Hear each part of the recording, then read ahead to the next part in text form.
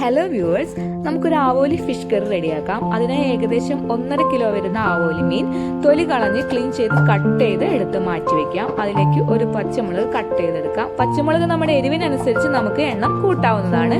ഒരു ചെറിയ കഷ്ണം ഇഞ്ചി ചെറുതായി കട്ട് ചെയ്തെടുക്കുക. ഒരു മീഡിയം സൈസ് സവാള ചെറുതായി കട്ട് ചെയ്തെടുക്കുക. ആവശ്യത്തിന് കറിവേപ്പില എടുക്കുക. നമ്മൾ ഈ മീൻ കറി റെഡിയാക്കുന്നത് തേങ്ങാപ്പാലിലാണ്. അതിനായി നമുക്ക് 1-ാം പാൽ 2-ാം പാൽ എന്നിങ്ങനെ റെഡിയാക്കിയെടുക്കണം. അതിനായി ഏകദേശം ഒരു തേങ്ങ ചിരകിയത് മുഴുവൻ മിക്സിയുടെ ജാറിലേക്ക് ഇട്ട് നമുക്ക് കുറച്ച് വെള്ളം ഒഴിച്ച് 1-ാം പാൽ റെഡിയാക്കി എടുക്കാം. 1-ാം പാൽ പിഴിഞ്ഞ് മാറ്റി വെച്ചതിന് ശേഷം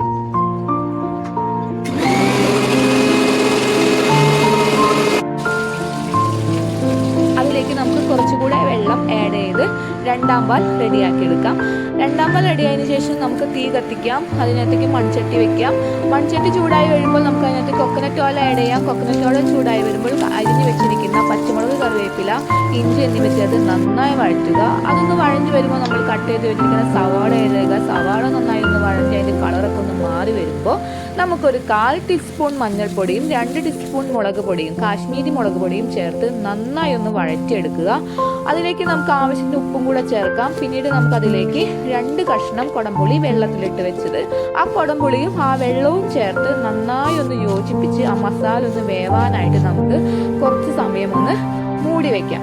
കുറച്ച് സമയം മൂടി വെച്ച് മസാലയൊക്കെ ഒന്ന് ഏകദേശം ഒന്ന് വെന്ത് വരുമ്പോൾ നമുക്കതിലേക്ക് നമ്മൾ റെഡിയാക്കി വെച്ചിരിക്കുന്ന നമ്മുടെ 2-ാം പാല് ആദ്യം ആഡ് ചെയ്യുക. 2-ാം പാല് ആഡ് ചെയ്ത് നന്നായി ഒന്ന് മിക്സ് ചെയ്ത് ഉപ്പൊക്കെ ചേർത്ത് ഓക്കെയാക്കി നമുക്കൊന്ന് മിക്സ് ചെയ്ത് മൂടി വെക്കാം. മൂടി വെച്ചതിന് ശേഷം ഒന്ന് തിളച്ച് വരുമ്പോൾ നമുക്ക് കട്ട് ചെയ്ത് വെച്ചിരിക്കുന്ന നമ്മുടെ ആവോലി മീൻ അതിലേക്ക് ആഡ് ചെയ്ത് കൊടുക്കാം. ആവോലി മീൻ ആഡ് ചെയ്ത് നമുക്കൊന്ന് മൂടി ആ 2-ാം പാലൊന്ന് വറ്റി കുറുതായി വരുന്നത് വരെ നമുക്കൊന്ന് മൂടി വെക്കണം.